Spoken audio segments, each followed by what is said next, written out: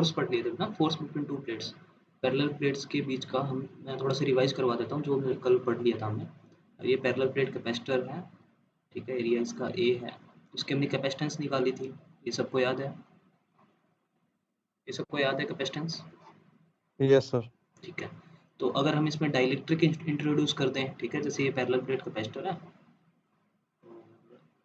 इसके अगर अंदर हम डाइलेक्ट्रिक लगा दें, इसका डाइलेक्ट्रिक कांस्टेंट एप्सिलॉन आर है, तो इसका जो कैपेसिटेंस हो जाएगा, न्यू कैपेसिटेंस सी डैश, क्या हो जाएगा अर्लियर का एप्सिलॉन आर टाइम्स, तो इसका ये आ जाएगा, ये सबको पता है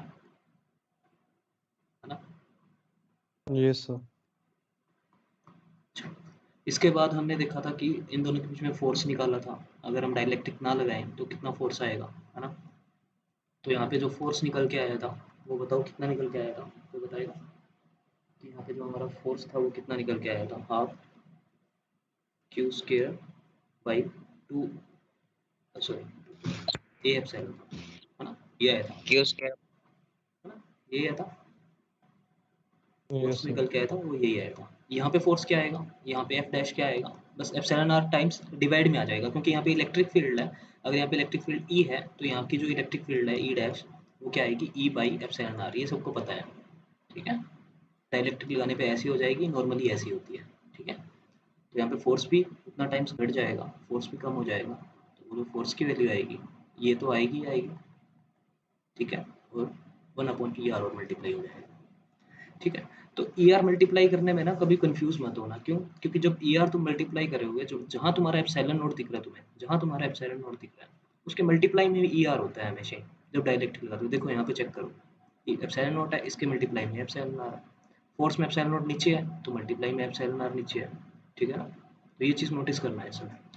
और epsilon naught into epsilon R क्या होता है, एप्सिलॉन होता है, ये सबको पता है, मटेरियल की परमिटिविटी होती है, ठीक है। तो वो भी तुम, अगर तुम्हें मटेरियल की परमिटिविटी दे रखी है तो तुम इसको कन्वर्ट कर सकते हो, epsilon naught into epsilon R कितना होता है, एप्सिलॉन होता है, वो केवल गिवन होती है, ठीक है। तो वैसे भी निकाल सकते हो। फोर्स हमने देखा था, फिर उसके बाद हमने देखा था एनर्जी, एनर्जी स्टोर्ड है ना यू की फॉर्म में, वो कितना आया था, जो एनर्जी स्टोर्ड है वो कितना आया था, क्यू स्क्वायर, ठीक है। ये इसको डी से मल्टीप्लाई कर दो, ये वाली टर्म इसको डी से मल्टीप्लाई कर दो बस, ये एनर्जी स्टोर्ड आया था। तो यहाँ एनर्जी स्टोर्ड क्या आएगा, this divided by epsilon R, है ना, this divided by epsilon R. अच्छा, यहाँ पे एनर्जी डेंसिटी क्या आई थी, स्मॉल यू कितनी आई थी पर यूनिट वॉल्यूम, अगर इसको करते हैं, सबको याद होना चाहिए, ये है ए डी, ए और डी से डिवाइड कर दोगे, ठीक है। Force per unit area. Please एक बार इतना सारा माइक बंद कर लो यार, काफ़ी ज़्यादा वो आ रहा है चीज़ें, ठीक है, नॉइस काफ़ी ज़्यादा आ रहा है। तो जो डेंसिटी आई थी वो ये आई थी, ठीक है, क्योंकि इसको ए वॉल्यूम से डिवाइड कर दोगे तो ये आ जाएगा, ए इंटू डी से डिवाइड कर दोगे तो डी से डी कैंसिल और नीचे ए स्क्वायर हो जाएगा, ठीक है। सिमिलरली तुम यहाँ पे यू डैश और स्मॉल यू डैश निकाल सकते हो ना, बिल्कुल। कैसे निकालोगे, capital U by epsilon R हो जाएगा, small U by epsilon R हो जाएगा, इन दोनों से एप्सिलॉन आर से डिवाइड कर दोगे तो ये आ जाएंगे। तो विदाउट डाइलेक्ट्रिक और विद डाइलेक्ट्रिक, सबको समझ आया? सबको ये टर्म्स समझ में आई, फोर्स निकालना, पोटेंशियल एनर्जी निकालना और पोटेंशियल एनर्जी डेंसिटी निकालना, सबको आगे समझ में? ठीक है, तो आज हम काफ़ी इंपॉर्टेंट चीज़ पढ़ रहे हैं, ठीक है। एक बार यार माइक सब बंद कर लो प्लीज़।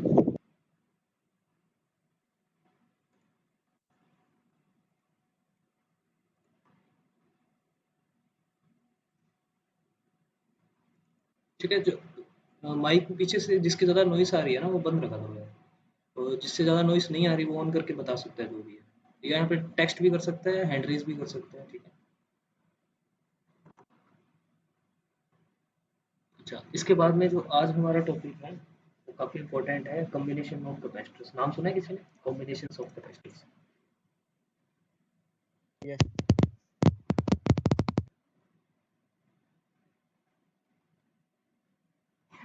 ठीक है, कॉम्बिनेशंस ऑफ कैपेसिटर के अंदर हम कैसे देखेंगे, जैसे तुम सबने 10th क्लास में कॉम्बिनेशंस ऑफ रेजिस्टेंस देखे थे, जो रेजिस्टर्स थे उनके कॉम्बिनेशंस देखे थे, उनमें तुम दो टाइप के कॉम्बिनेशन देखे थे, जैसे एक तो ये वाला कॉम्बिनेशन सीरीज कॉम्बिनेशन, और ये वाला कॉम्बिनेशन पैरेलल कॉम्बिनेशंस। तो इसी से हम कॉम्बिनेशंस बनाएंगे, ठीक है, कैपेसिटर्स का। तो कैपेसिटर्स का कॉम्बिनेशन कैसा बनेगा, क्योंकि कैपेसिटर्स को मैं कैसे शो कर सकता हूँ, कैपेसिटर का सिंबल ये होता है, ठीक है, ये वाला, ये पैरेलल प्लेट कैपेसिटर का भी होता है, वैसे नॉर्मली कैपेसिटर का सिंबल भी यही होता है, ठीक है। अगर पैरेलल प्लेट ना भी है तुम्हारे पास में, अगर और कोई कैपेसिटर है तो भी सिंबल यही रहेगा, कैपेसिटर का सिंबल ये होता है, ठीक है। तो जिस तरह से रेजिस्टेंस का सिंबल ये होता है वैसे कैपेसिटर का सिंबल ये होता है। तो कैपेसिटर के अंदर जो अगर हम कॉम्बिनेशंस देखें तो इसमें मेनली दो टाइप की कॉम्बिनेशन है, एक सीरीज कॉम्बिनेशन और एक पैरेलल कॉम्बिनेशन, ठीक है।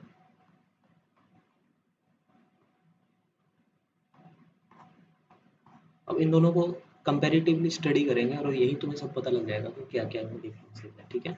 तो सीरीज कॉम्बिनेशंस में क्या होंगे, दो कैपेसिटर्स क्या होंगे सीरीज के अंदर,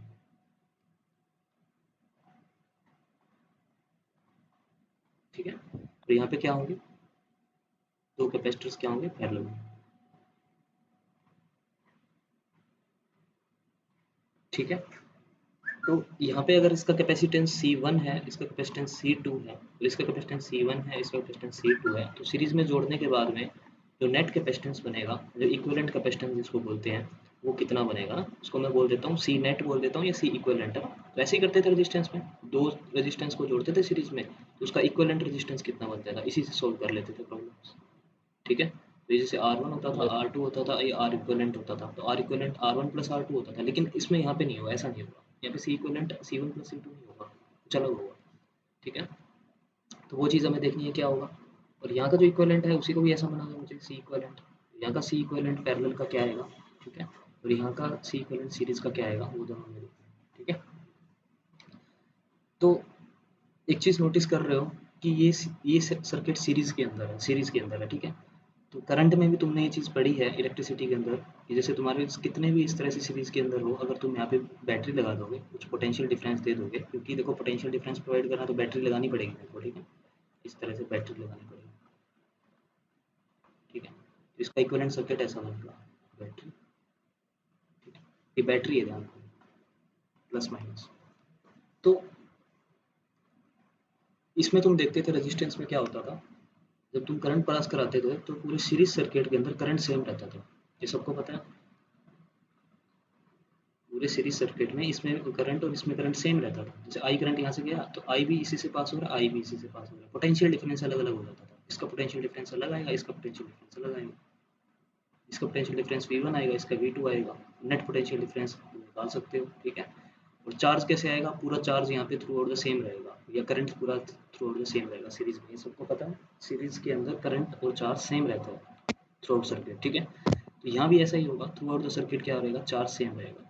तो इस प्लेट का अगर ये पॉजिटिव प्लेट है या नेगेटिव प्लेट है, तो इस पे भी जो इनसाइड में रहेगा चार्ज, चार्ज तो इनसाइड में ही रहेगा, तो मैं इसको शो कर सकता हूँ, कोई दिक्कत नहीं है, मैं शो करने के लिए यहाँ बना देता हूँ कि इसका चार्ज अगर मान लो प्लस क्यू है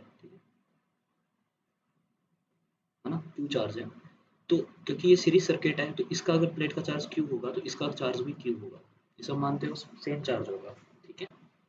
सीरीज सर्किट है, सेम चार्ज होगा, तो चाहे तुम इनको अगर जोड़ भी दोगे तो चार्ज हमेशा सेम रहेगा, अगर इस सर्किट में जितना फ्लो कर रहा है, चाहे 3 लगा दो, 4 लगा दो, 1 लगा दो, कितने भी लगा दो, चार्ज हमेशा सेम रहेगा, तो इस प्लेट का भी चार्ज क्यू ही रहेगा, है ना। तो इसमें पहला पॉइंट सबसे इंपॉर्टेंट है, क्यू रिमेन सेम, चार्ज हमेशा ही सेम रहेगा, है ना, ऑन ऑल द कैपेसिटर्स, तो ऐसा यहाँ पे रहेगा, ठीक है। ये पॉइंट सबको समझ आया। अच्छा, सिमिलरली हम पढ़ते थे रेजिस्टेंस इन पैरेलल ना, 10th में पढ़ा है तुमने। तो इसमें हम देखते थे, अगर जब हम पैरेलल में लगाते थे, अगर इसको पोटेंशियल डिफरेंस V दिया है मैंने, पॉजिटिव नेगेटिव, ठीक है, तो इस पे भी V पोटेंशियल आता था, इस पे भी V पोटेंशियल, सेम पोटेंशियल आता था पैरेलल सर्किट, ठीक है। सिमिलरली अगर मैं इसको यहाँ पे भी पोटेंशियल डिफरेंस दूंगा तो इस इन दोनों पे भी पोटेंशियल क्या आएगा, सेम आएगा, ठीक है। सिमिलरली यहाँ भी अगर मैं इसको पोटेंशियल दूंगा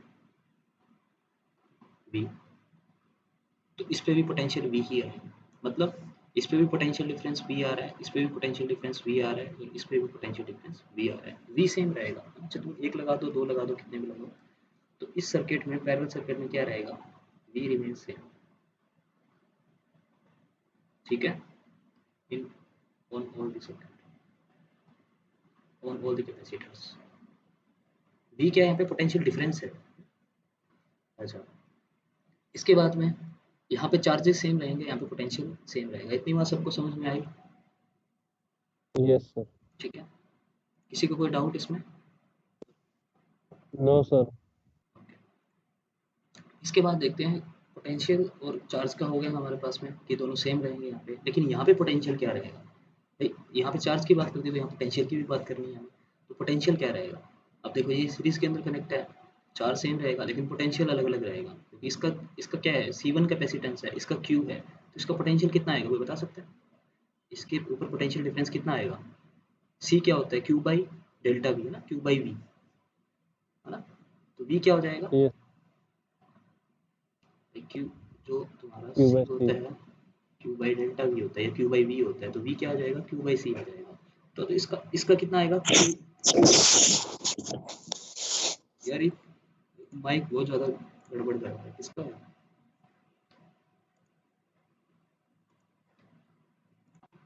ठीक है, तो जो एक यहाँ पे क्या आएगा, इसका पोटेंशियल क्या आएगा, Q बाई C1 आ जाएगा, हाँ, और इसका Q बाई C2 आ जाएगा। और देख रहे हो दोनों का पोटेंशियल अलग अलग आ रहा है, इसका Q बाई C1 आ रहा है, इसका Q बाई C2 आ रहा है। ठीक है ना, इसका पोटेंशियल कितना आएगा, अगर V1 है इसका पोटेंशियल, तो इसका पोटेंशियल V2 है, तो दोनों अलग अलग आएंगे, V1 does not equal to V2। ये सबको बात समझ में आई? पोटेंशियल सेम नहीं होगा। यस। ठीक है, किस क्या क्या वैल्यू होगी, V1 की वैल्यू कितनी होगी, क्या होगी, Q by C1। C1। V2 की वैल्यू कितनी होगी, Q by C2। C. Inversely proportional है ना। ठीक है, सिमिलरली यहाँ पे तुम अगर नोटिस करोगे, यहाँ पे नोटिस करोगे पोटेंशियल सेम है लेकिन चार्ज सेम नहीं होंगे, चार्ज अलग अलग जाएंगे, है ना। तो यहाँ पे जो चार्ज है, अगर मैं इसको Q1 मानता हूँ चार्ज को, यहाँ पे चार्ज को Q2 मानता हूँ, तो कोई बता सकता है? अब सिंपल सी बात है, Q1 does not equal to Q2, क्यों नहीं होगा? क्योंकि Q1 की वैल्यू अगर तुम निकालोगे फॉर्मूला से, तो यहाँ पे कितनी आएगी, C1 इंटू वी आएगी। यहाँ पे अगर Q2 की वैल्यू निकालोगे तो वो आएगी C2 into we. We same है लेकिन C1 C2 अलग अलग है, इसलिए चार्ज अलग अलग आएंगे। ठीक है, अब कोई मेरे को एक चीज़ बता सकता है, पैरेलल कैपेसिटर, पैरेलल के अंदर जिनके पास ज़्यादा कैपेसिटेंस है, जिनके पास ज़्यादा कैपेसिटेंस है उनका चार्ज ज़्यादा आएगा, ये सब मानते हो ना? देखो जिसके पास ज़्यादा कैपेसिटेंस है उसका चार्ज ज़्यादा आएगा, ज़्यादा कैपेसिटेंस होगा ज़्यादा चार्ज आएगा, डायरेक्टली प्रोपोर्शनल, इनवर्सली प्रोपोर्शनल। सो कैपेसिटेंस ज़्यादा होगा वहाँ पोटेंशियल कम आएगा।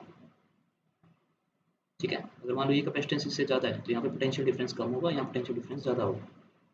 ठीक है, ये दिख भी रहा है तुम्हें यहाँ से फॉर्मूला से। और यहाँ इसका कैपेसिटेंस ज़्यादा होगा वहाँ चार्ज ज़्यादा स्टोर होगा, इसका कैपेसिटेंस ज़्यादा तो यहाँ चार्ज ज़्यादा स्टोर होगा। ठीक है, ये पैरेलल और सीरीज में ये डिफरेंस है। सबको इतनी बात समझ में आई? Yes sir. ये जो क्वांटिटीज है ना दोनों, यहाँ पे Q सेम रहेगा, यहाँ पे V1 V2 के इक्वल नहीं होगा, ये V सेम रहेगा और Q1 Q2 के इक्वल नहीं होगा। ये चीज़ें इंपॉर्टेंट है ना काफी, ये चीज़ें तुम्हें बस पता होनी चाहिए। अब जो डेरिवेशंस होता है, जैसे C इक्वलेंट किसके बराबर होता है, C1 प्लस C2 के बराबर होता है, या 1/C1 प्लस 1/C2, किसके क्या किसके इक्वल होता है, वो चीज़ निकालनी है हमें, जैसे रेजिस्टेंस में निकालते हैं, R is equal to R1 plus R2, इस तरह से। तो वो कैसे निकाल सकते हैं, वो किस मेथड से निकाल सकते हैं, वो कंजर्वेशन से निकाल सकते हैं। क्या कि अगर मैं यहाँ पे इसको पोटेंशियल V दिया, मैंने यहाँ पे इसको पोटेंशियल V दिया, तो वो कितने पार्ट में डिस्ट्रीब्यूट होगा, V1 और V2 में। सबको समझ में आया? अगर यस मैं सर। इसको पोटेंशियल V दे रहा हूँ तो ये दो पार्ट्स में डिस्ट्रीब्यूट होगा, V1 और V2। तो मैं बोल सकता हूँ total potential V is equal to V1 plus V2, बोल सकता हूँ। ये कंजर्वेशन लॉ है, यस सर। कंजर्वेशन। और यहाँ पे भी देखो यहाँ पे कंजर्वेशन लॉ क्या बनेगा, वो बताएगा। पोटेंशियल तो सेम है लेकिन यहाँ पे अगर मैं इसको टोटल चार्ज Q दे रहा हूँ, टोटल चार्ज Q दे रहा हूँ, तो वो दो पार्ट्स में ब्रेक होगा, एक Q1 में और एक Q2 में। ठीक है, तो यहाँ कंजर्वेशन लॉ क्या बनेगा, total charge Q is equal to Q1 plus Q2, conservation. और जो कंजर्वेशन लॉज हैं वही हमारे हमारा डेरिवेशंस देंगे हमें टोटल सी इक्विवेलेंट का ना। ये कंजर्वेशन लॉ काफ़ी इंपॉर्टेंट है। ये कंजर्वेशन लॉज हमें क्या करेंगे, C1 और C2 की वैल्यूज दे देंगे, मतलब सी इक्विवेलेंट दे देंगे। चलो इस कंजर्वेशन लॉ को यहाँ पे सोल्व करो। V is equal to V1 plus V2 है, तो V is equal to V1 plus V2 है ना। अब मेरे को ये बताओ, V1 V1 को क्या लिख सकता हूँ, मैंने लिख रखा है यहाँ पे Q by C1। Q by C1। तो V2 को क्या लिख सकता हूँ, Q बाई C2। ठीक है, और पोटेंशियल को क्या लिख सकता हूँ, देखो पोटेंशियल यहाँ पे भी पोटेंशियल है, यहाँ पे भी पोटेंशियल भी है, तो इस V को मैं क्या लिख सकता हूँ, Q, ये Q ही है क्योंकि चार्ज तो Q ही रहेगा, Q से Q बाई C इक्विवेलेंट है ना, इसका पोटेंशियल डिफरेंस होगा, ये तुम देख भी रहे हो यहाँ पे Q बाई C इक्विवेलेंट आएगा, ये भी तो V है ना, तो V की वैल्यू क्या लिख सकता हूँ, Q बाई C इक्विवेलेंट। ये Q से कैंसिल हो जाएगा, तो 1/C इक्विवेलेंट कितना आएगा, upon C1 plus 1 upon C2। क्या ये सबको समझ आया? Yes sir. Yes, sir. ठीक है, इसमें जो लो बनेगा ये हमारा, ठीक है, ये हमारा रेजिस्टेंस के अंदर जैसे पैरेलल में बनता था वैसा हमारा सीरीज के अंदर बनेगा। जैसा रेजिस्टेंस में पैरेलल में बनता था 1/R equivalent is equal to 1/R1 plus 1/R2, वैसा हमारा सीरीज के अंदर बनेगा, जस्ट उल्टा। कैपेसिटर तो रेजिस्टेंस का जस्ट उल्टा, जो इसका जो फॉर्मूला है ना जस्ट अपोजिट है। इसमें पैरेलल में क्या बनेगा सोच के सकते हो, सीरीज जैसा बनेगा, C equivalent is equal to C1 plus C2। Check करें, ठीक है, ये चेक करते हैं सीरीज जैसा बनता है कि नहीं बनता है। ठीक है, तो कंजर्वेशन लॉ को उठाना है अपने को, कंजर्वेशन लॉ ही हमें डेरिवेशन देगा। तो कंजर्वेशन लॉ क्या है हमारा, Q is equal to Q1 plus Q2। Q1 की वैल्यू यहाँ से पुट करो C1V, Q2 की वैल्यू पुट करो C2V, और Q की वैल्यू क्या पुट कर सकते हो, इक्विवेलेंट सर्किट से देखो, चार्ज गया यहाँ पे चार्ज, तो इस पे चार्ज की वैल्यू कितनी आएगी, टोटल चार्ज पे कितना हो जाएगा, Q is equal to C equivalent into V। ठीक है, यही हो जाएगा ना, चार्ज तो सेम ही रह रहा है, चार्ज सॉरी ये Q1 Q2 है, यहाँ पे जो चार्ज है Q टोटल वो किसके बराबर है, Q1 प्लस Q2, है ना। तो ये जो टोटल चार्ज है वो किसके Done. इक्विवेलेंट है, यहाँ से C इक्विवेलेंट इनटू V, है ना। तो चार्ज इज इक्वल टू कितना है, C इक्विवेलेंट, V से यहाँ कैंसिल हो जाएगा बेटा, V सेम है सबका, C इक्विवेलेंट आ जाएगा C प्लस C2। ठीक है, तो इसका फॉर्मूला कैसा बना, सीरीज रेजिस्टेंस में जैसा सीरीज का था उसका पैरेलल बना। ठीक है, ये सब नोट कर लो, स्क्रीनशॉट लो। ठीक है, कंजर्वेशन लॉ भी इम्पोर्टेंट है, ये चीज़ भी देखना है, Q1 does not equal to this.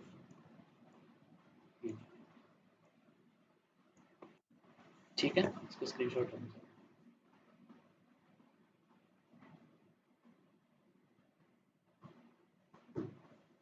किसी को डाउट? No, sir.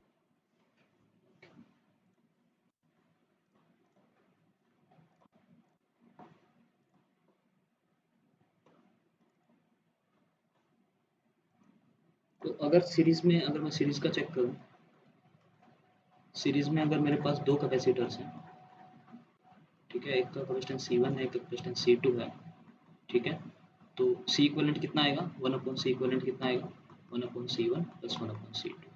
ठीक है, अगर मेरे पास काफ़ी सारे कैपेसिटर्स हैं तो अप टू n कैपेसिटर्स मैंने जोड़ दिए, C1 C2 C3 इस तरह Cn, तो n कैपेसिटर्स का कितना होगा, यही फॉर्मूला लगेगा।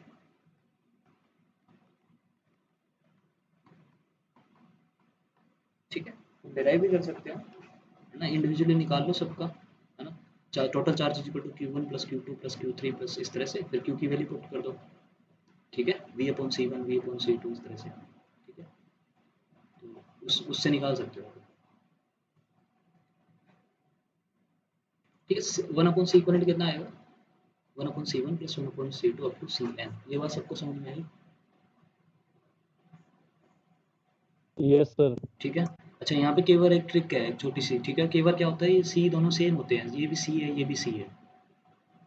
अगर C सेम हो दोनों का, C1 और C2 इक्वल दे देते हैं तो तुम इसको कैलकुलेट करने बैठ जाओगे, कैलकुलेट करोगे टाइम लगेगा, तो उसको सीधा लिख दो C equivalent is equal to, तो तुम जितना टाइम इसमें C इक्वलेंट बढ़ाओगे, है ना, इसका डायरेक्ट फॉर्मूला होता है, अगर तुम्हारे पास n कैपेसिटर्स और सब इक्वल है ना, अगर तुम्हारे पास n कैपेसिटर्स हैं और सब इक्वल है ना, इक्वल है सब, है ना, और इक्वल, सबकी वैल्यू C है, तो तुम्हारा C इक्वलेंट डायरेक्ट लिख सकते हो तुम इसको, अगर डिराइव कर भी लो C/n हो जाएगा, डायरेक्ट डायरेक्ट लिख सकते हो। ठीक है, इसमें दो कैपेसिटर्स है, दोनों C है, तो कितना आएगा answer C equivalent, C/2। C/2। ठीक है, 3 है तो C/3, n है तो C/n, अगर सारे कैपेसिटर सेम है तो n कैपेसिटर्स लगे हैं हमारे पास में, C/n फॉर्मूला डायरेक्ट करके चेक भी कर सकते हो भाई, 1/C प्लस 1/C जोड़ दो, C इक्वलेंट की वैल्यू C/2 आ जाएगी, यहाँ पे भी ऐसे करके देखो सब। ठीक है, सबको जोड़ोगे तो n/C1 n/C आएगा, तो C इक्वलेंट कितना आएगा, C/n आएगा। ये फॉर्मूला डायरेक्ट देख लोगे। इसी तरह पैरेलल में चेक कर सकते हो, पैरेलल में भी कर सकते हो, पैरेलल का चेक करना, अगर पैरेलल में तुम्हारे पास में दो का, तो तुम्हें पता ही है दो का C इक्वलेंट कितना है, C1 प्लस C2। ठीक है, और इसी तरह से n कैपेसिटर्स पैरेलल में लगे हैं, इस तरह से n पैरेलल में लगे हुए हैं इनफिनिट। ठीक है, इसका सी इक्विवेलेंट कितना आएगा? C equivalent is equal to C1 plus C2 plus up to Cn। और n, अगर n कैपेसिटर्स लगे हैं और सब सेम है, ऑल सेम है, ठीक है, सी है n टाइम ऑफ c। हाँ, तो सी इक्विवेलेंट कितना आएगा यहाँ पे? n टाइम्स ऑफ सी। ठीक है, तो ये पैरेलल का है, ये सीरीज का, ठीक है। सेम कैपेसिटर्स लगे हैं, n टाइम्स लगे हैं, तो c बाई n और यहाँ पे nc, ठीक है। अब मैं कुछ प्रॉब्लम्स दे रहा हूँ, तो एक एक करके सब करना, ठीक है।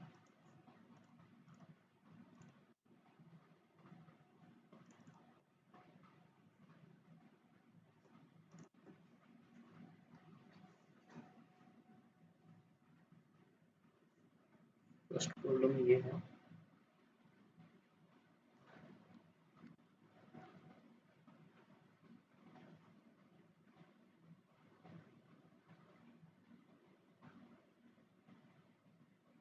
सी इक्विवेलेंट कितना आएगा?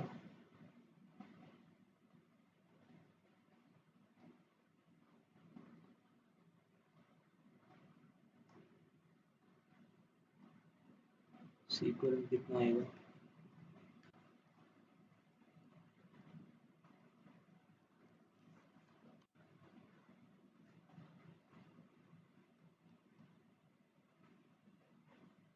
करते रहो साथ साथ, ठीक। 2c by 3 3c।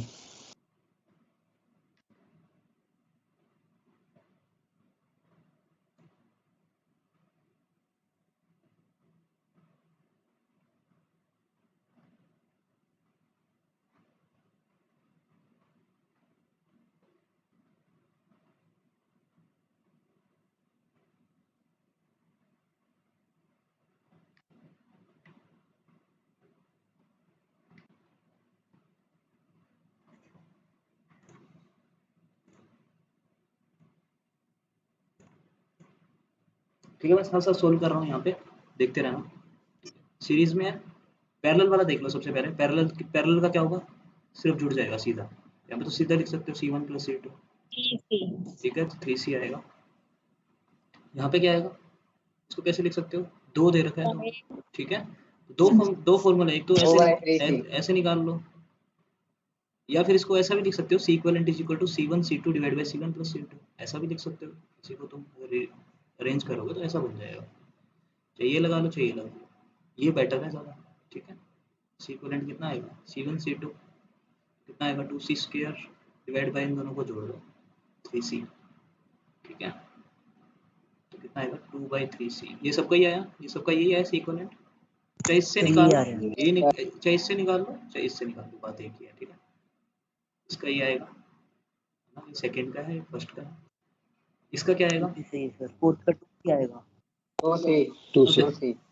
इसमें तुम डायरेक्ट लगा सकते थे, कैसे लगा सकते थे सोच के देखना। क्या ये दोनों कैपेसिटर सेम है? 2C और TC। पहले सीरीज में फिर पैरेलल।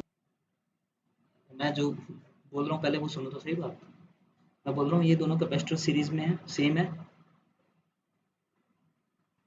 अरे 2C और TC सेम है ना, c आ जाएगा इनका। है ना। तो मैंने ये बात बोली, अगर C कैपेसिटर्स तुम्हारे है ना, n कैपेसिटर्स अगर तुम्हारे सेम वैल्यू के अगर सीरीज में लगते हैं तो C/n हो जाएगा। इसका अगर 2C है तो 2C बाई कितने कैपेसिटर्स है, तो इसका C हो जाएगा, इस टोटल कॉम्बिनेशन का C हो जाएगा। सबको समझ आया? अदरवाइज फॉर्मूला लगा के करोगे तो भी C आएगा, ठीक है। तो इसका C हो गया, और C पैरेलल में है तो कितना हो जाएगा? C plus C, 2c। ठीक है, इसका C आ रहा है। अच्छा, इसका देखो तुम, ये तो पैरेलल, ये तो सिंपल क्या है, पैरेलल में है, तो इसका तो सिंपल जोड़ दो, कितना 3C आएगा। 3C और 3C सीरीज के अंदर है, ठीक है, और फिर इसका सिंपल है 3C/2, 3c by क्योंकि दो कैपेसिटर्स हैं और सेम वैल्यू है, तो एक वैल्यू को उठाओ डिवाइड बाय जितने नंबर ऑफ कैपेसिटर्स हैं, 1 और 2, ठीक है। और अदरवाइज फॉर्मूला लगा दो, 3C इसका आ गया, इसका 3C है, इस तरह से निकाल लो, अदरवाइज डायरेक्ट ट्रिक लगा लो। सबको समझ आया ये? किसी को डाउट है इसमें? No, sir. ठीक।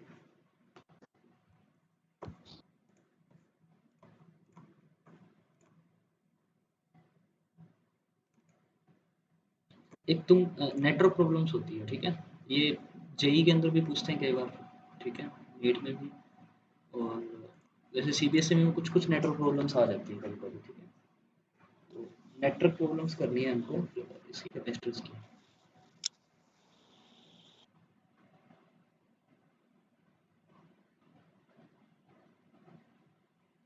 अलग अलग टाइप के नेटवर्क्स होते हैं, तो इसमें क्या होता है, थोड़े से कॉम्प्लिकेटेड होते हैं ये, ठीक है। तो इसमें कुछ ना कुछ ट्रिक होती है हमारे पास में, उस ट्रिक का यूज़ करेंगे तो आराम से उस सर्किट को सोल्व कर लेंगे, ठीक है। तो सबसे पहले जो टाइप है, वो जो मैं टाइप लिखवा रहा हूँ, वो कॉमन पोटेंशियल के सर्किट्स हैं, ठीक है। इसको कॉमन पोटेंशियल सर्किट्स बोलते हैं, ठीक है। सबसे पहले इसको सीरीज और पैरेलल वाले मेथड से करके देखना कि सबसे हो रहा है क्या। पहले पहले इससे मत जाना, ये मैं बाद में बताऊंगा। पहले ये मैं एक सर्किट बना रहा हूँ, उसको तुम सीरीज और पैरेलल से करके देखना सब, ठीक है।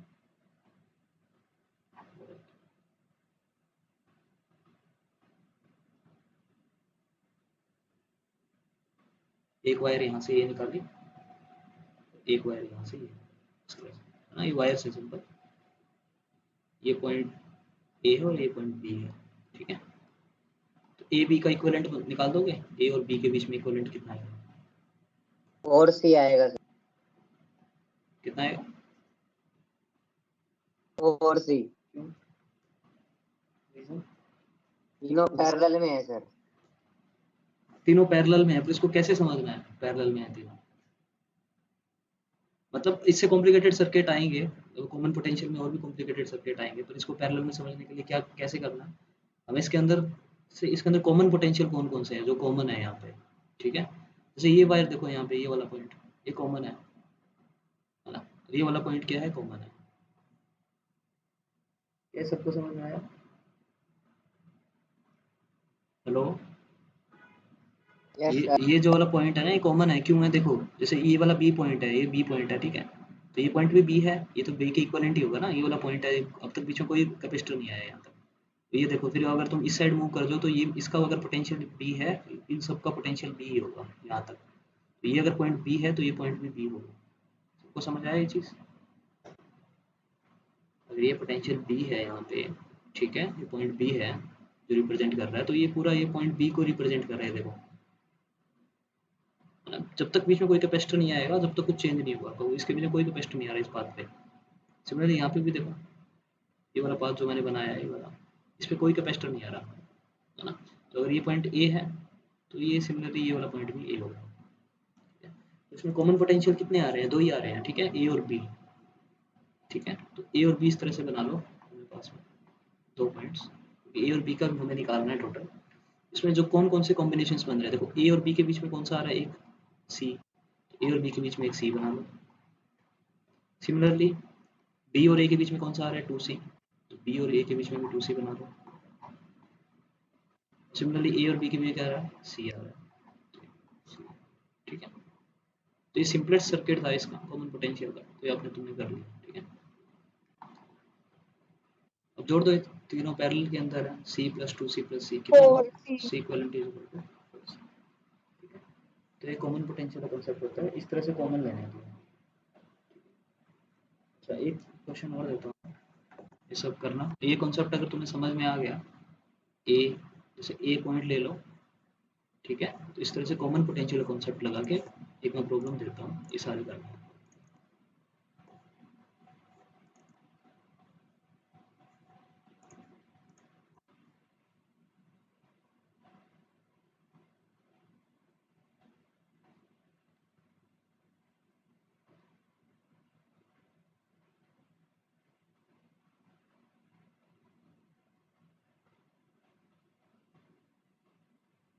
ये पॉइंट ए है,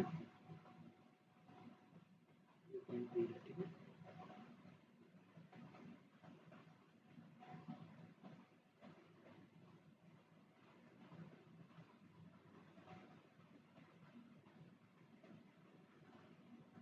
करो सब,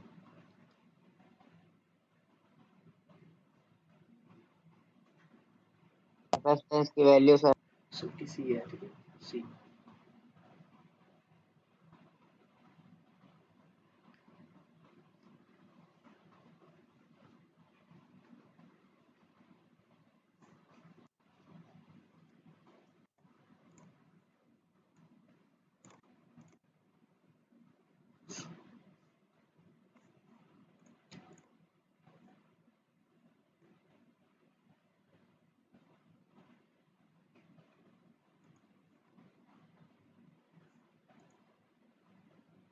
संगम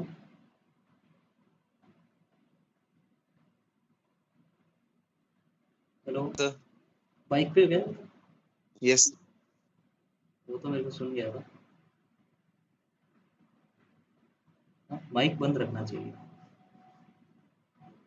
ओके सर सर वो उसने ऑन कर दिया था चाहे किसी ने भी किया और जो चीज़ बोली मैं एक बार तुमसे एक बार क्लास मीट खत्म होने के बाद में तुमसे बात करूँगा ठीक है मुझे कॉल कर लो ओके सर ठीक है ओके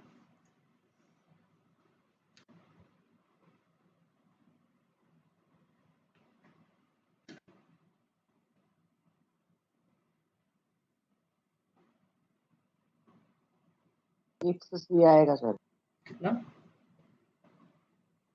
6C नहीं 6 नहीं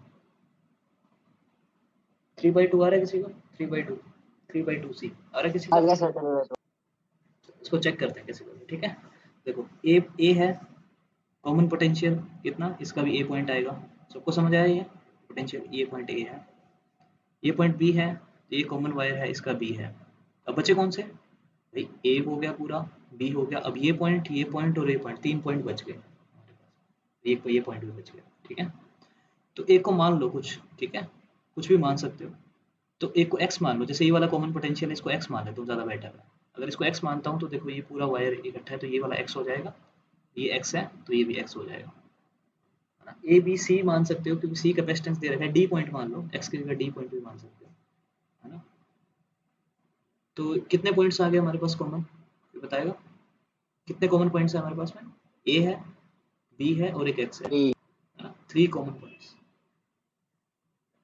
ठीक है तो एक सेकंड रुको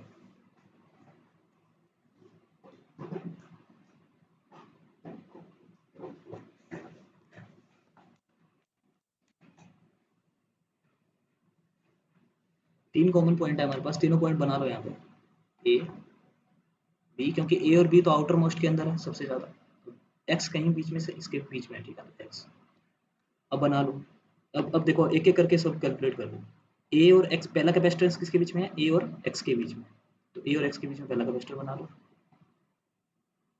दूसरा किसके बीच में है एक्स और ए के बीच में ठीक है तो दूसरा किसमें एक्स और ए के बीच में तो ये भी ए बनेगा तीसरा किसके बीच में ए और एक्स के बीच में तो ये भी ए बनेगा चौथा किसमें एक्स और बी के बीच में एक्स और बी के बीच में तो ये ऐसा बनेगा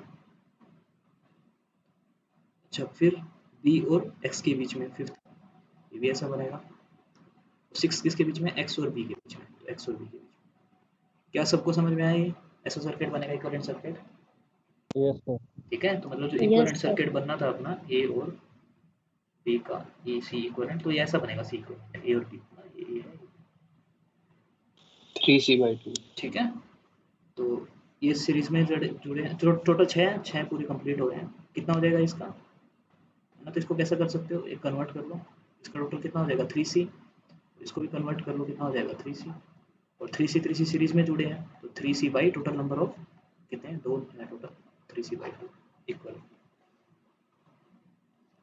आगे सबको समझ लो यस सर यस सर एक होमवर्क प्रॉब्लम दे दूं इसमें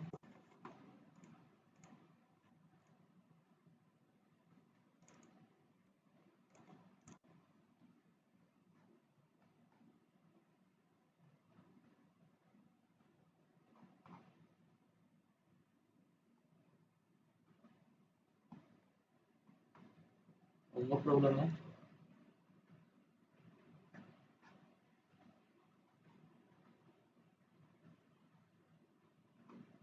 ठीक है ये होमवर्क प्रॉब्लम है तुम्हारी करना है इसका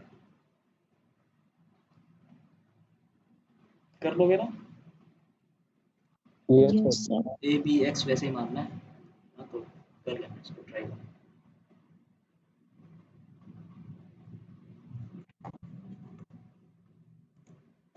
हिंट दे देता हूँ इसमें छोटा सा ये कैपेसिटर है ना ये थोड़ा सा खेल बिगाड़ेगा सबका क्यों क्योंकि इस कैपेसिटर में दोनों पोटेंशियल सेम है ये वाला बी पोटेंशियल है तो ये भी बी है समझ में आ रहा है ये बी है तो ये भी बी है देखो सेम पोटेंशियल है दोनों पॉइंट पे सेम पोटेंशियल है तो इसको कंसिडर नहीं करना होगा है ना इसको कैंसिल करना होता है ठीक है, सेम पोटेंशियल भाई, सेम पोटेंशियल है। जैसे ये पॉइंट बी है, तो बी और बी के बीच में ये बी है और ये बी है, बी और बी के बीच में कैपेसिटर कैसे बनाओगे? नहीं बना सकते, तो इसको कैंसिल करना होगा।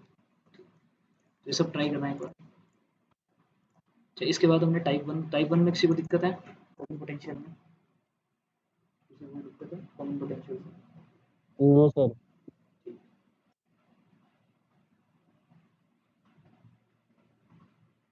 इसमें इसके बाद हम देखते हैं व्हीटस्टोन। व्हीटस्टोन का नाम सुना है? व्हीटस्टोन ब्रिज का किसी ने नाम सुना है? Yes sir. Yes sir. Yes, sir. 10th class में पढ़ा होगा ना? कैस किस तरह से होता है? अगर रेजिस्टेंस की बात करो, रेजिस्टेंस की बात करो, शायद कुछ इस तरह से होता है। दो रेजिस्टेंस लगे हैं, एक यहाँ पे गैल्वेनोमीटर होता है,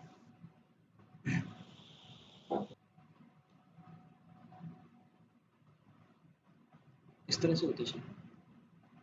ठीक। अगर ये R1 है, ये R2 है, ये R3 है, ये R4 है, ठीक है।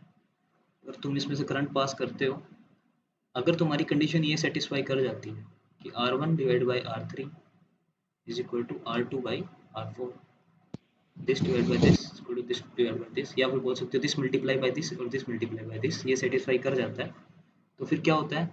अगर ये कंडीशन सेटिस्फाई करके इफ ऐसा, तो गैल्वेनोमीटर का डिफ्लेक्शन कितना हो जाता है? 0 हो जाता है। ये 0 है ना, तो इस मतलब इस जो पार्ट के अंदर, इस पार्ट में 0 करंट फ्लो करता है, तो ये इस वायर को तुम हटा सकते हो यहाँ से। ठीक है भाई, इसमें से अगर 0 करंट पास हो रहा है, यहाँ से कोई करंट पास नहीं हो रहा, तो इस वायर का कोई वैल्यू नहीं है यहाँ पे, इस सर्किट का कोई वैल्यू नहीं, तो इसको तुम रिमूव कर सकते हो यहाँ से। ठीक है, तो यही यूज़ करना हमें कैपेसिटर्स में। ठीक है, यही हमें कैपेसिटर्स में यूज़ करना है कंडीशन। तो इसकी जगह, सबकी जगह कैपेसिटर्स कर लो, और अगर कैपेसिटर्स लगा है और एक कैपेसिटर मान लो तुम्हारा ऐसा लगा है ना, चाहे कैपेसिटर लगा है, चाहे यहाँ पे गैल्वेनोमीटर लगा है, कुछ भी लगा है, मतलब अगर तुम्हारी ये कंडीशन सेटिस्फाई हो गई, C2 C3 C4, ये सर्किट है पूरा। ठीक है, अगर तुम्हारी ये कंडीशन सेटिस्फाई होगी C1 by C3 is equal to C2 by C4, ठीक है, तो तुम्हारा जो ये है, इसका कोई रोल नहीं है, इस आर्म का कोई रोल नहीं है इस टोटल। ठीक है, इसको तुम नेग्लेक्ट कर सकते हो, और टोटल इसको तुमने किस में कन्वर्ट कर दोगे? फिर ये तुम्हारा ऐसा कन्वर्ट हो जाएगा, C1 और C2 हो जाएगा सीरीज में, और C3 और C4 क्या हो जाएगा? पैरेलल, इसके साथ टोटल के साथ। सबको समझ आया ये सर्किट कैसे कन्वर्ट हुआ इसमें? अगर ये अगर ये कंडीशन सेटिस्फाई करती है तो ऐसा कन्वर्ट हो जाएगा, है ना? तो बस यही लगाना अपने को। तो मैं तुम्हें क्वेश्चन देता हूँ, करके देखना सर।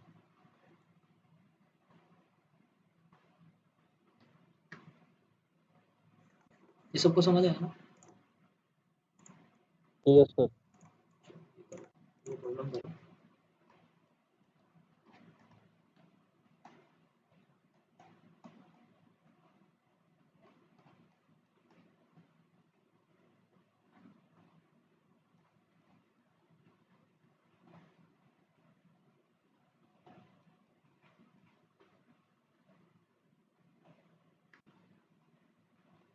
ए और बी के बीच में नेट निकालो, ठीक है? ए और बी पहले तो सर्किट बनाओ, जैसे कॉमन पोटेंशियल का बनाया था उस हिसाब से बनाओ पहले पूरा, फिर देखो व्हीटस्टोन ब्रिज बन रहा है क्या नहीं बन रहा है, फिर निकालो ए और बी के बीच में। ठीक है, निकालो सर।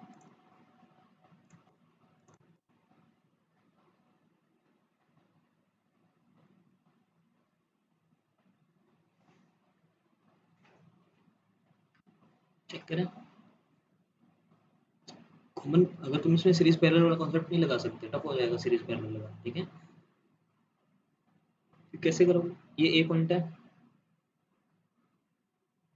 तो क्या तुम इसको ए बोल सकते हो? नहीं बोल सकते, बीच में कैपेसिटर आ गया। ठीक है ना? Hello, yes sir. इसको ए मत बोल देना। यस इसको, इस पॉइंट को ए मत बोल देना, बीच में कैपेसिटर आ गया। ये बी पॉइंट है, इसको बी बोल सकते हो? नहीं बोल सकते, बीच में कैपेसिटर है ना। फिर ये दोनों पॉइंट अलग है, बिल्कुल दोनों पॉइंट बिल्कुल अलग है, इनके बीच में भी कैपेसिटर है, तो एक को मान लो सी, मतलब एक को एक्स मान लो, एक को वाई मान लो, कोई दिक्कत नहीं है। ठीक है, तो इस बार टोटल कितने पॉइंट्स है हमारे पास में? चार पॉइंट्स है। तो ए बी, ठीक है ना, ऊपर वाई मान लो, क्योंकि वाई के साथ एक है, ऐसा मान लो। ठीक, एक्स वाई भी मान सकते हो, कोई दिक्कत नहीं है, सर्किट बन जाएगा उसी तरह से।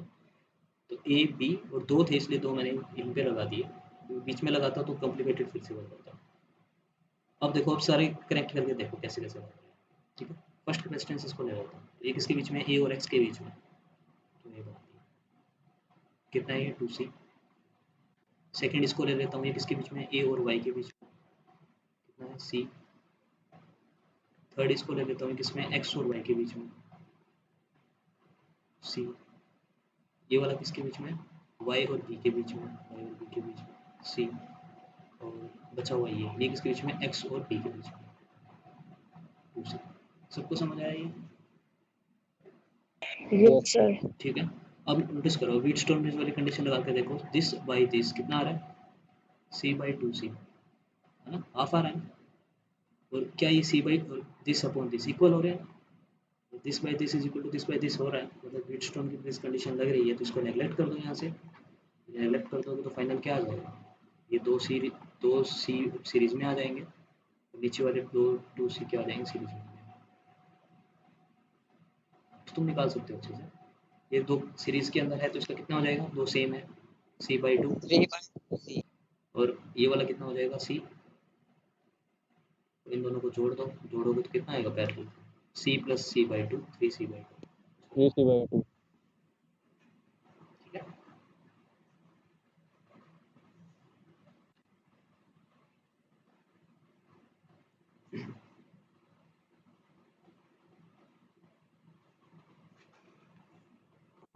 सबको समझ में आया ये? Yes sir. एक इसके बाद टाइप होता है इनफाइनाइट सीरीज टाइप। अब वो इनफाइनाइट सीरीज टाइप मैं भी नहीं करवा रहा, क्योंकि वो ज़्यादा एडवांस लेवल की प्रॉब्लम चाहिए, एडवांस के अंदर वगैरह पूछता है। ठीक है, उसमें क्वाड्रेटिक इक्वेशन बनती है, और क्वाड्रेटिक इक्वेशन तुम सारे सोल्व कर नहीं पाओगे, क्योंकि तुम्हारे में से कुछ बायोलॉजी वाले भी है, तो इसलिए ये सीबीएसई प्रॉब्लम नहीं देती है इनफाइनाइट वाली। और इसीलिए वो स्किप करता हूँ मैं यहाँ पे। उसके बाद में एक टाइप हो रहा है यहाँ पे जो इम्पोर्टेंट है, टाइप 4, टाइप 3। ठीक है, वो बोल देता हूँ मैं पैरेलल प्लेट कैपेसिटर टाइप।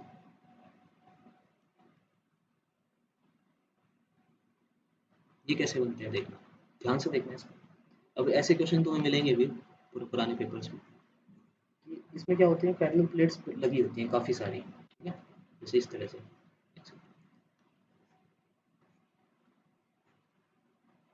ठीक है, अब ये पैरेलल प्लेट्स हैं, सबका एरिया गिवन है तुम्हें, जैसे इसका एरिया ए है, ए है, ए है, ए है। ठीक है, अब इनकी डिस्टेंस भी गिवन होती है, जैसे मान लो ये d1 डिस्टेंस है, ये d2 डिस्टेंस है, ये d3 डिस्टेंस है। अब हो सकता है ये a1 a2 अलग भी हो, जैसे इसको इससे कम कर दो तो a1 a2 अलग भी हो सकता है। अगर मान लो जैसे a सेम दे रखा है, और इसमें क्या होगा, क्या कंडीशन दी होगी, तुम्हें कोई दो के बीच के अंदर नेट कैपेसिटेंस निकालना है, किसी दो पॉइंट के बीच में ना। जैसे तुम्हें कोई दो पॉइंट्स दे दे, ये ए है यहाँ पे इसका, ये कंडक्टिंग प्लेट्स हैं सारी, कंडक्टिंग प्लेट्स। कंफ्यूज मत हो, ये कंडक्टिंग प्लेट्स है, बना लेना जैसे कैपेसिटर की प्लेट्स होती है वैसी।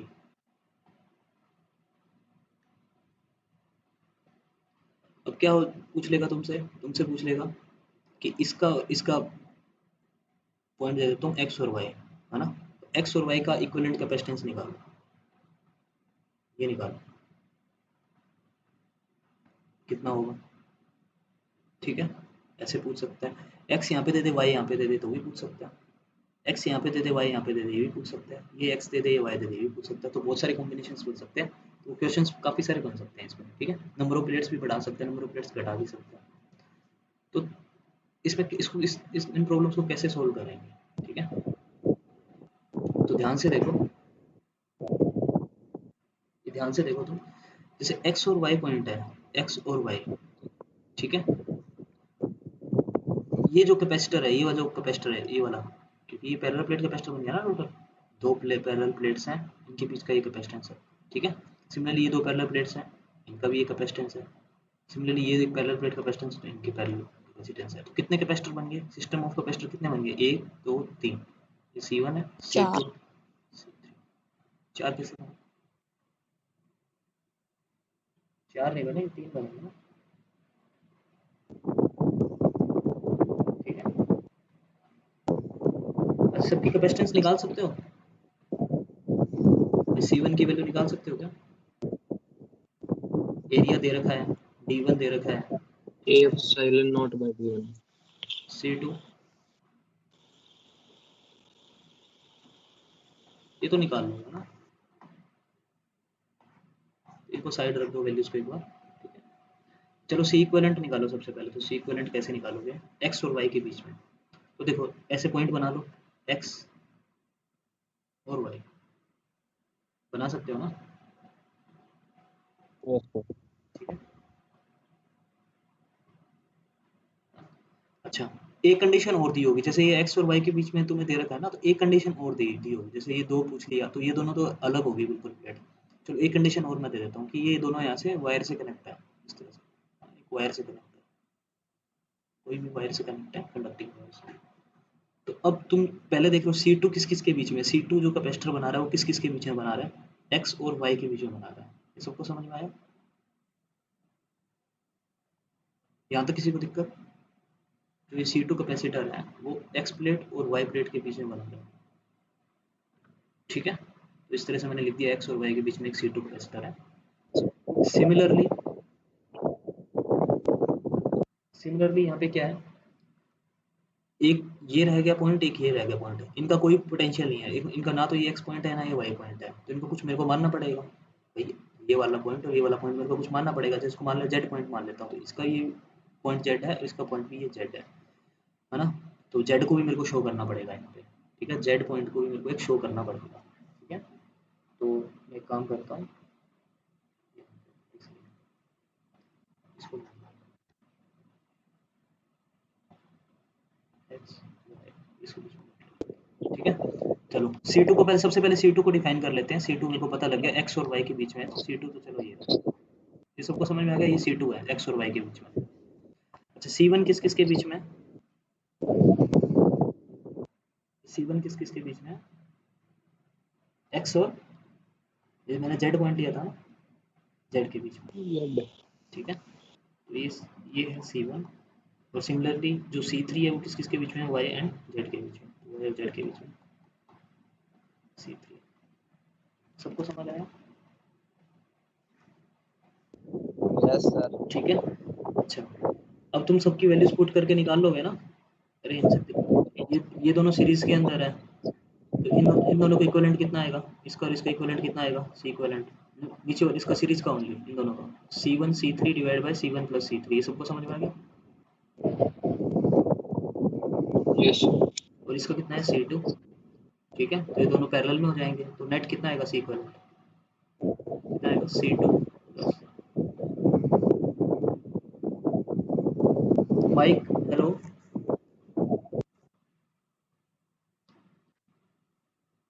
तो इसको सोल्व कर लो पूरा, ठीक है। C2 की वैल्यू क्या है, यहाँ से पुट कर दो,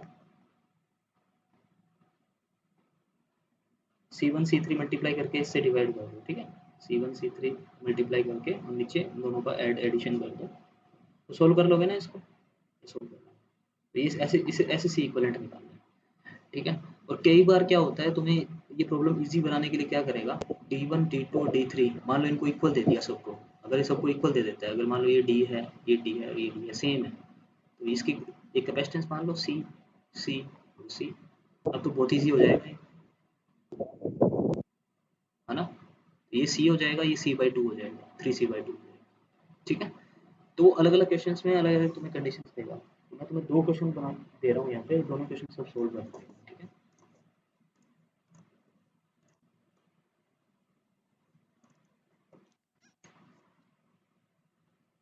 फर्स्ट प्रॉब्लम है ये है,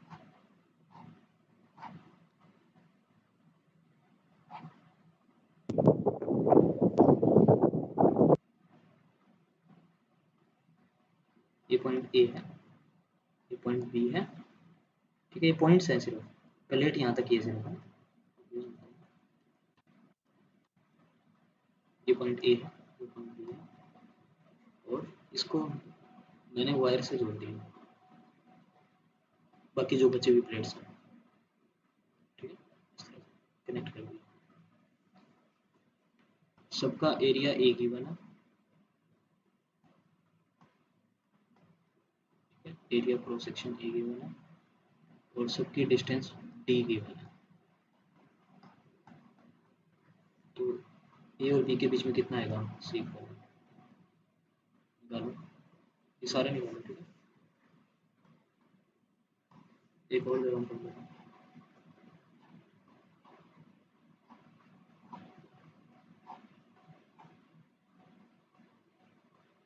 इक्वली प्लेट्स।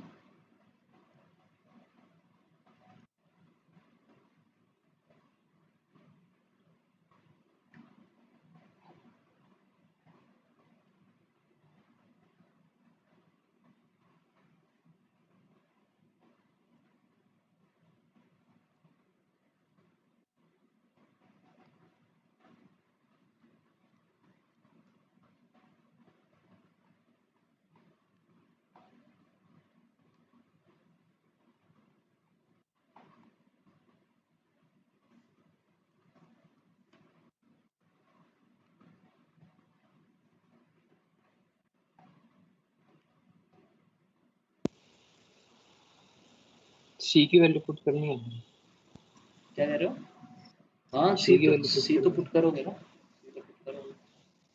तो तुम्हें सी थोड़ी दे रखा है, तुम्हें तो ए दे रखा है और डी दे रखा है, उसकी टर्म में निकालोगे, क्वेश्चन में गिवन है उसकी टर्म में। इसमें ए के और बी के बीच में, फर्स्ट तो होगा ना। तो उसमें सिंपल कर लिया करो ना, जैसे यार ये C1 है, मान लो इसको, C1 की वैल्यू कितनी आएगी, ए epsilon naught upon D. C2 की वैल्यू कितनी आएगी, ए एप्सिलॉन नॉट अपॉन डी। और C3 की वैल्यू कितनी आएगी, ए एप्सिलॉन नॉट अपॉन डी। तो इनको एक कॉमन सी मान लो, मान सकते हो ना, तीनों सेम है, क्या दिक्कत है।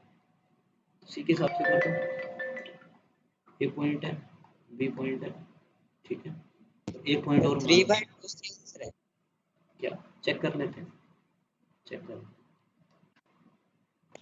ए पॉइंट मैंने चेक किया नहीं अभी, 2/3 2/3 आ रहा है, चलो चेक करते हैं। ए और बी पॉइंट है, इसको एक्स मान लेते हैं, तो एक एक्स पॉइंट ले लिया। तो पहला कैपेसिटेंस एक्स और ए के बीच में, इसकी वैल्यू सी है। दूसरा कैपेसिटेंस तुम्हारा क्या है, एक्स एंड बी के बीच में, इसकी वैल्यू भी सी है। तीसरा कैपेसिटेंस तुम्हारा किसका है, बी और एक्स के बीच में, बी और एक्स के बीच में, ये है, ऐसे ही बना। तो ये कितना आ जाएगा, 2c, यस सर। ठीक है।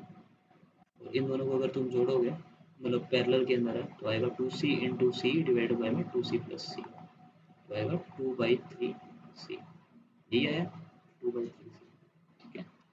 तो सी की वैल्यू पुट कर दो, जो मैंने लिया था सी, क्या लिया था, ए एप्सिलॉन नॉट अपॉन, क्या सबका ये है आंसर, ये सबको समझ आया, Yes, sir. ठीक है। इसके बाद ये वाला प्रॉब्लम देखो, सेकंड वाला, सेकंड वाले में इसका निकालो कैपेसिटेंस C1 C2 C3, इसका कितना आएगा, A epsilon naught upon D, इसका कितना आएगा, A epsilon naught upon D, इसका कितना आएगा, A epsilon naught upon 2d। अगर मैं इसको c मानता हूँ, इसको c मानता हूँ, तो इसको कितना मानना पड़ेगा, c/2, कोई दिक्कत नहीं है ना, c की value epsilon naught upon D है। तो कितना आएगा इसका, ए और बी के बीच में निकालो, इसको x ले लो, पहला ए और x के बीच में c, c की वैल्यू है जिसकी, दूसरा x और इसके बीच में है, x और x के बीच में ही है, ठीक है। तो x और x के बीच में है, इसका मतलब क्या होगा, 3/3 आ रहा है। मेरे को बताओ, अगर x और x के बीच में ही कैपेसिटर है तो क्या होगा, x और x के बीच में, तो इसको कैंसिल करना पड़ेगा, ठीक है। तो इस कैपेसिटर को कैंसिल करना पड़ेगा। फिर इसके बाद में किसके बीच में, b और x के बीच में, b और x के बीच में कैपेसिटेंस, तो इसकी वैल्यू कितनी है, c/2, नेट निकाल लो, c और c/2 सीरीज में कनेक्ट है, तो c into c/2 divide by c plus c/2, ठीक है। तो ये कितना आ जाएगा, by 3 c square C/3 c/3, यही आ रहा है सबका, yes sir। Sir. Yes, sir. ठीक है। सी की वैल्यू पुट कर देना सर, वो लिया था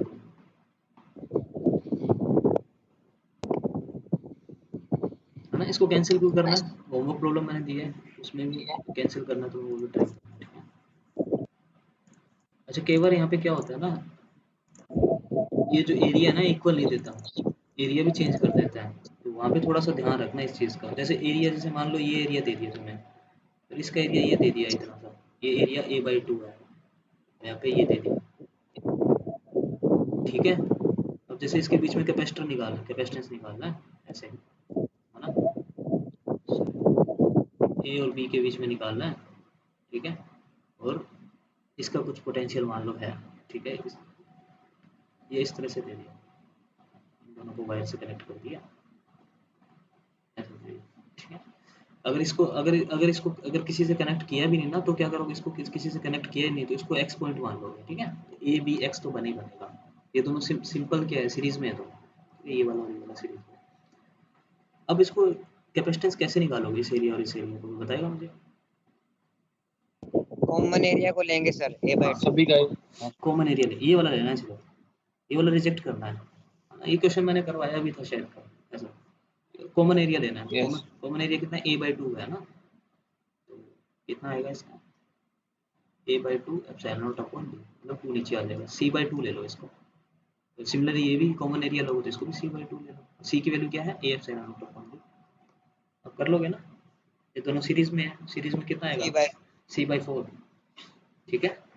c/2 और c/2 सीरीज में जोड़ दो, c/4 आएगा, कितना आएगा, a एप्सिलॉन नॉट 4d। अगर सबको समझ में, यस सर। इस तरह से करना।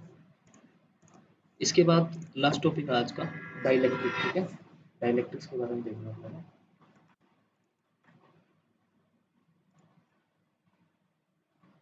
एक सेकंड रुको, कॉल है।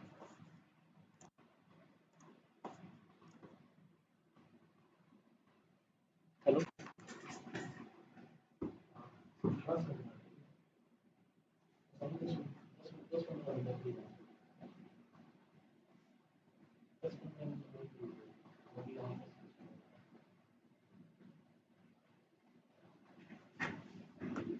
हेलो,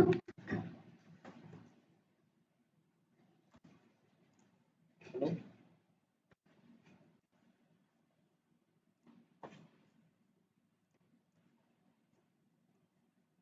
इसके बाद हमें डाइलेक्ट्रिक्स करना है, ठीक है। मैंने डाइलेक्ट्रिक्स के बारे में किसी को पता, मैंने बताया था डाइलेक्ट्रिक्स डालोगे किसी मटेरियल के अंदर इलेक्ट्रिक फील्ड कम हो जाएगी, यस और इलेक्ट्रिक फील्ड कम हो जाएगी तो कैपेसिटेंस बढ़ जाएगा। ये मैंने सब चीज़ें बताई हुई है तुम्हें।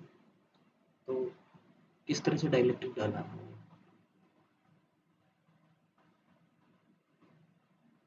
जैसे हमारे पास ये पैरेलल प्लेट कैपेसिटर्स है, इसके पीछे मैंने इतना ज़्यादा डाइलेक्ट्रिक डाल दिया, कम्प्लीटली फिल कर दिया ना। कोई प्रॉब्लम्स ऐसे भी आएंगे जिसमें कम्प्लीटली फिल नहीं किया, पार्शियली फिल किया, आधा ही फिल किया, तो कैसे कैपेसिटेंस निकालेंगे, ठीक है। वो भी सब प्रॉब्लम्स हम करेंगे, कल करेंगे, ठीक है, ऐसे प्रॉब्लम्स। सर म्यूट क्या हुआ आपने?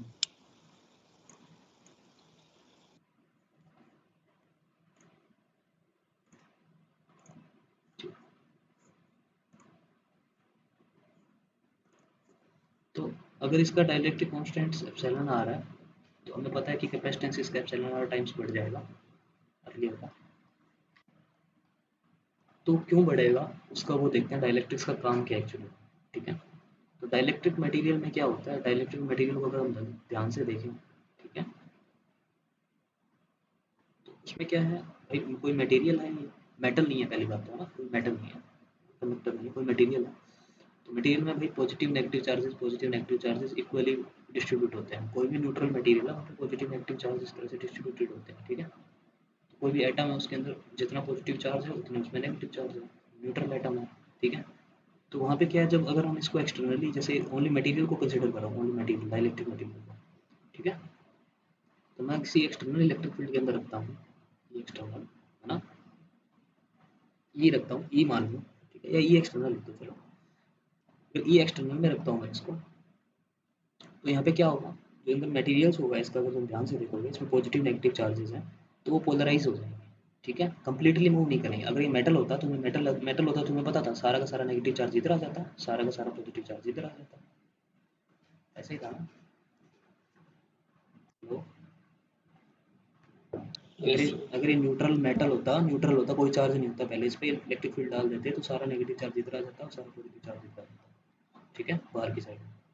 अब ये मेटल तो है नहीं, डाइलेक्ट्रिक है, तो डाइलेक्ट्रिक में पॉजिटिव नेगेटिव चार्ज है, तो पूरा का पूरा डिस्प्लेस नहीं होगा, पूरा का पूरा पोलराइजेशन, उसको बोला पोलराइजेशन। ठीक है, कॉन्सेप्ट को क्या होता है इसके अंदर, जैसे एटम है तुम्हारे पास में, ये एटम, ये पॉजिटिव चार्ज इसके अंदर न्यूक्लियस है, पॉजिटिव कोर है, और नेगेटिव चार्ज क्लाउड्स हैं इसमें। नेगेटिव चार्ज क्लाउड होता है, क्लाउड का मतलब इलेक्ट्रॉन क्लाउड है इसके अंदर। ठीक है, अब क्या होता है जब इलेक्ट्रिक फील्ड डालते हो तुम, तो ये पोलराइज हो जाता है। ठीक है, जैसे तुमने इलेक्ट्रिक फील्ड डाला इसके अंदर, ये एक्सटर्नल, क्या हो जाएगा, पोलराइज हो जाएगा, ये ऐसा नहीं रहेगा, ये डिस्प्लेस हो जाएगा थोड़ा सा, जो इसका पॉजिटिव सेंटर और नेगेटिव सेंटर से डिस्प्लेस हो जाएंगे। कैसे डिस्प्लेस हो जाएंगे, नेगेटिव सेंटर इधर चला जाएगा, पॉजिटिव सेंटर इधर चला जाएगा। ठीक है, तो ये डिसलोकेट हो जाएंगे आपस में, तो इसी को बोलते हैं पोलराइजेशन। अलग अलग पोल्स बन जाएंगे, नेगेटिव पॉजिटिव पोल्स। एटम्स क्या होंगे यहाँ के, इस मटेरियल के क्या हो जाएंगे, इस तरह से अलग अलग पोल्स बना लेंगे, नेगेटिव पॉजिटिव।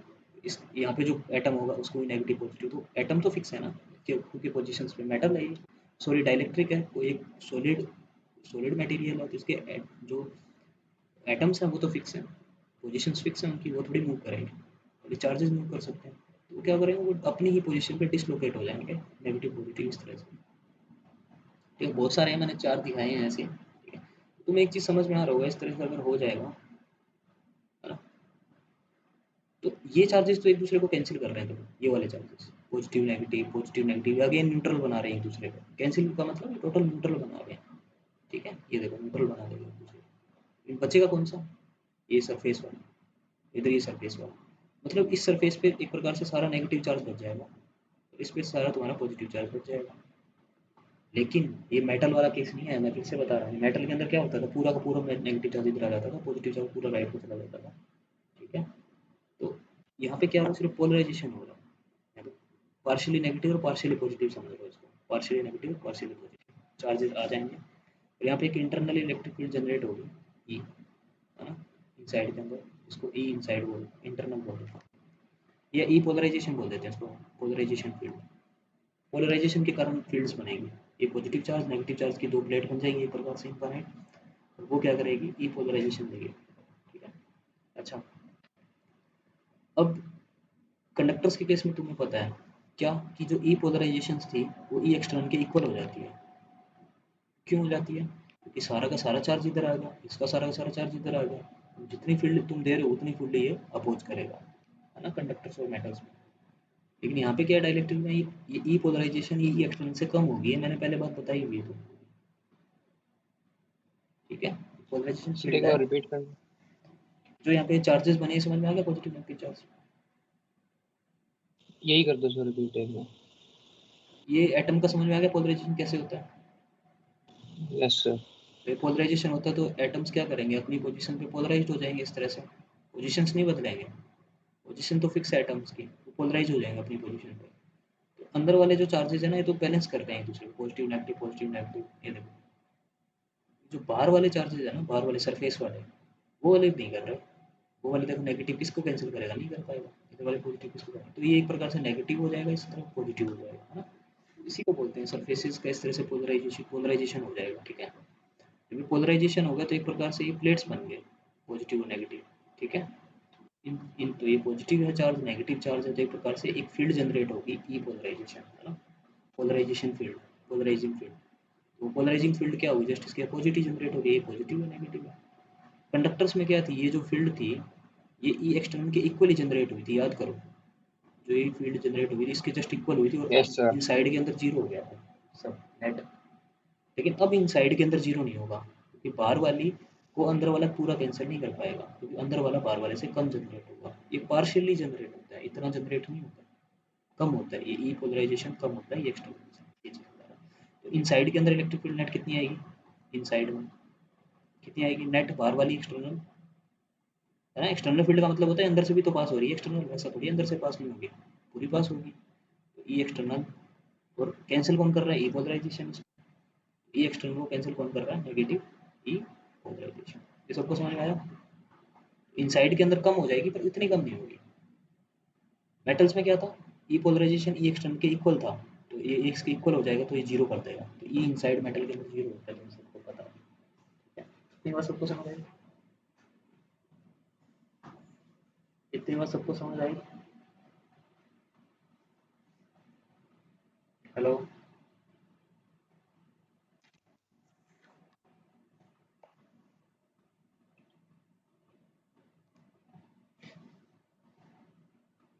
इस चीज में किसी को डाउट है जल्दी बोलो।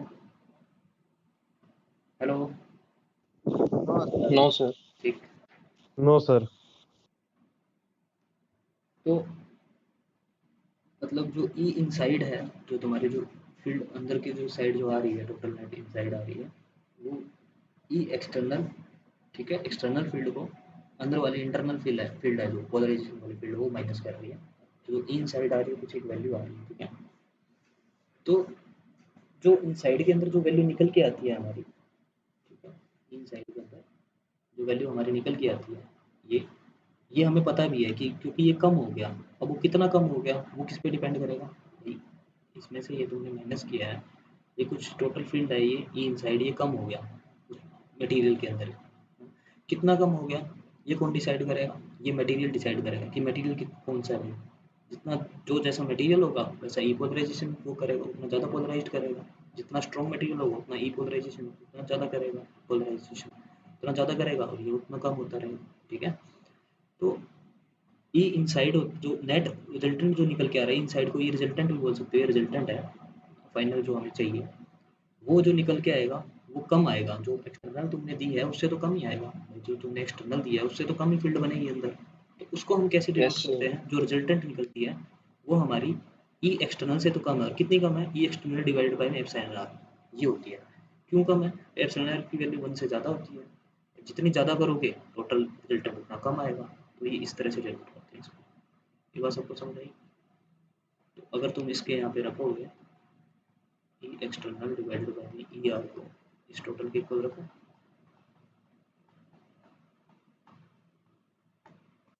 तो ई पोलराइजेशन निकाल सकता है कोई फील्ड, ई पोलराइजेशन फील्ड कितनी आएगी?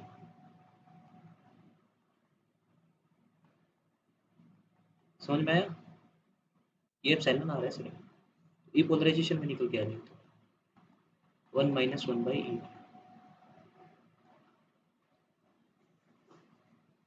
ठीक है ना? Yes sir. ठीक है, तो ई पोलराइजेशन फील्ड है तुम्हारी इस तरह से निकल के आ जाएगी।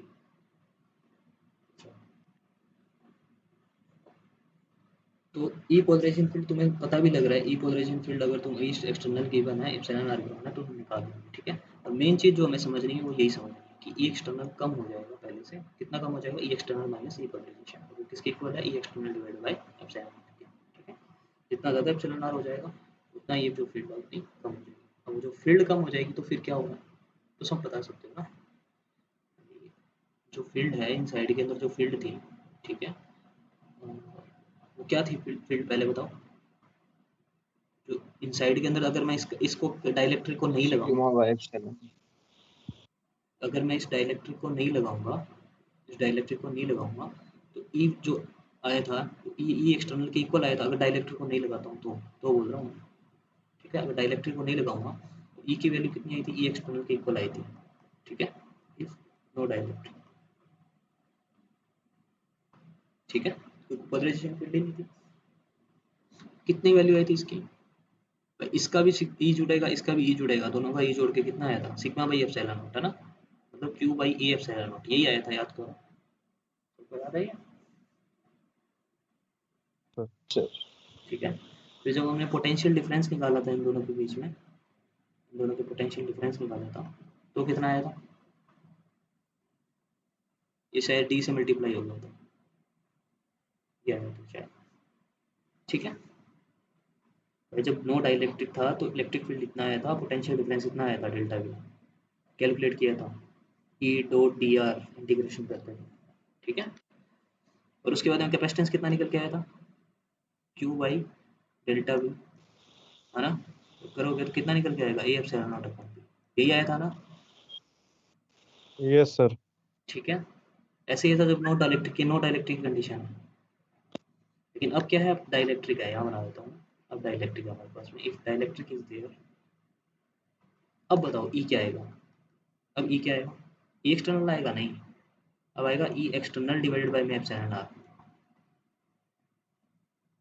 जो टोटल नेट आया है अंदर इस साइड के अंदर Yes, कितना आया sir. है, E external divided by epsilon R, मतलब Q by A epsilon into epsilon R, ठीक है। तो डेल्टा वी भी कितना आएगा भाई, नीचे ही आर होगा इसमें भी, और सी कितना आ जाएगा, सी जो नया है इसका with dielectric, if dielectric is there है ना, डाइलेक्ट्रिक के साथ है, कितना आएगा क्यू बाई डेल्टा वी, तो इसका कितना आ जाएगा क्यू बाई दिस करोगे तो ए एप्सिलॉन और एप्सिलॉन डिवाइडेड बाय में डी, ऐसा आएगा। तो देख रहे हो ना पहले वाले कैपेसिटेंस से ई आर टाइम्स ज़्यादा हो जाएगा ये, है ना, सी डैश कर दो इसको, ठीक है। समझ में आया सबको, ये चीज़ तो मैंने कल भी बताई थी सबको, इलेक्ट्रिक फील्ड कम हो जाएगा, ई बाई ई आर हो जाएगा, तो पोटेंशियल डिफरेंस भी कम हो जाएगा, तो कैपेसिटेंस बढ़ जाएगा ई आर टाइम्स, ठीक है। सबको समझ आया डाइलेक्ट्रिक्स कैसे काम करते हैं, Yes, sir. ठीक, बस ये चीज़ें हो होती, तो इलेक्ट्रिक फील्ड को घटा देते हैं, पोटेंशियल डिफरेंस को घटा देते हैं और कैपेसिटेंस को बढ़ा देते हैं। तो वैसे मेरे को कुछ क्वेश्चंस करवाने थे डाइलेक्ट्रिक्स के ऊपर, ठीक है। तो जैसे पैरेलल प्लेट कैपेसिटर है, उसमें डाइलेक्ट्रिक फुल फुल नहीं डाल रहा मैं ना, पूरी नहीं डाल रहा डाइलेक्ट्रिक, ये तो पूरी डाल दूंगा तो क्या हो जाएगा, ओरिजिनल सी के एप्सिलॉन आर टाइम्स हो जाएगा वैल्यू, ठीक है।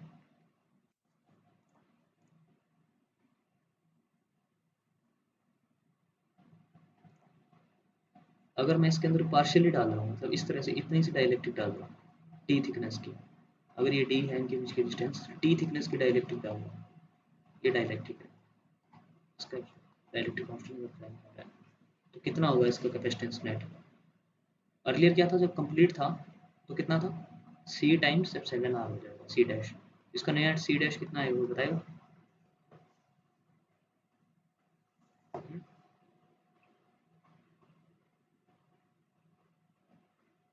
इसका फॉर्मूला मैं लिख देता हूँ, इसको मैं डिराइव भी करूँगा बाद में, A epsilon R upon D minus T plus T by epsilon, ये आएगा, ठीक है। ये कैसे निकला है वो मैं बता देता हूँ तुम्हें 3 कैपेसिटर्स मानने पड़ेंगे, एक कैपेसिटर, दो कैपेसिटर और तीसरा कैपेसिटर, ठीक है। या फिर तुम 2 कैपेसिटर भी मान सकते हो, इसको उठा के थोड़ा इधर कर देना और ये स्पेस इनको एक मान लेना, ठीक है। अदरवाइज तुम 3 से भी कर लो, ये और ये, ठीक है। तीनों कैपेसिटर्स को सीरीज में रखना और सीरीज से नेट कैपेसिटेंस निकालना, तुम्हारा यही निकल के आएगा, ठीक है। ये ट्राई करना, क्योंकि इसमें डायरेक्टली कांस्टेंट ई आर को 1 लेना, क्योंकि भाई कुछ मैंने दे ही नहीं रखा मटेरियल, इसमें भी ई आर को 1 लेना, और इसमें ई आर को ई आर रखना, ठीक है। अब निकालते हैं, ठीक है। एक मेथड तो ये इसका डेरिवेशन करने का, और अगर ऐसा फॉर्मूला रिजल्ट आ जाता है, ठीक है, तो तुम्हें देखो इस ए एप्सिलॉन, तो जो नॉर्मल सी था वो कितना था, ए एप्सिलॉन नॉट अपन डी था, ये फॉर्मूला याद करना है तो तुम एक चीज़ नोटिस कर भी रहे हो, ए एप्सिलॉन नॉट तो था ही है, नीचे क्या है, डी की जगह क्या है, डी माइनस टी है, डी माइनस टी कौन सा एरिया, डी माइनस टी, ये जो बचा हुआ, जो बचा हुआ है ना जिसके अंदर कोई मटेरियल नहीं डाला हुआ, ये जो बचा हुआ है जिसके अंदर कोई मटेरियल नहीं डाला हुआ, वो है ये डी माइनस टी, और उसका डायरेक्टिव कांस्टेंट कितना है, 1 है, ठीक है। इसका डायरेक्टिव कांस्टेंट 1 है, तो डिवाइड बाय 1 कर दो तो यही रहेगा, ठीक है। इसमें क्या है, यहाँ पे जो ये टी थिकनेस है, टी के अंदर ई आर है, तो यहाँ पे जो टी थिकनेस है, ये टी थिकनेस आई है, उसका डायरेक्टिव कांस्टेंट ई आर है, तो इसको डिवाइड कर दो ई आर है, ठीक है। तो जनरली तुम लिख भी सकते हो, अगर जैसे तुम्हारे पास में 2 इस तरह से कैपेसिटर दे रखे हैं, उसमें काफ़ी सारे डाइलेक्ट्रिक है तुम्हारे पास,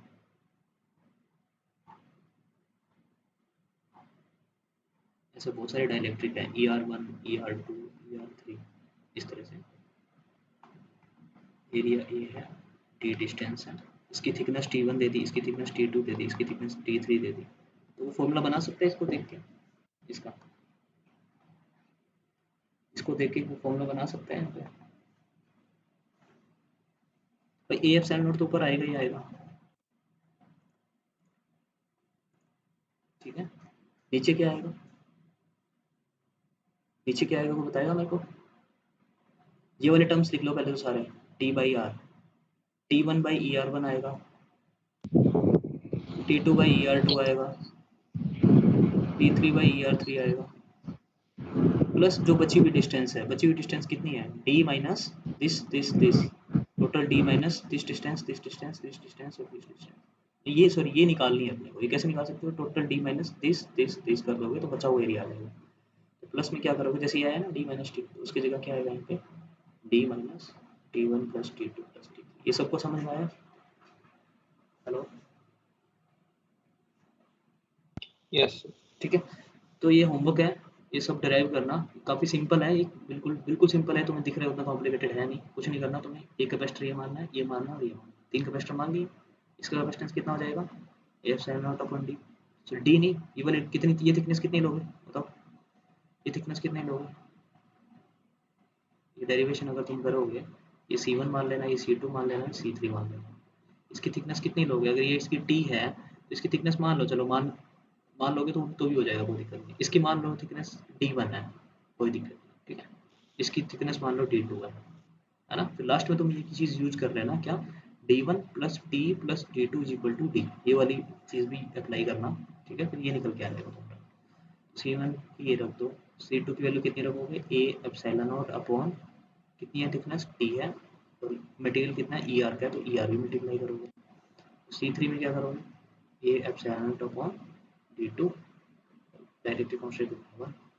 इन तीनों को सीरीज में जोड़ दो, फॉर्मूला लगा दो सीरीज वाला, पहले 2 को जोड़ दो फिर तीसरे को जोड़ दो, यही निकल जाएगा, ठीक है। और एक कंडीशन जरूर लगाना है, क्या, D1 plus D2 plus T is equal to D, ठीक है, या D minus T is equal to D1 plus D। ये वाली कंडीशन लास्ट में अप्लाई कर दो, ये रिजल्ट आएगा, ठीक है।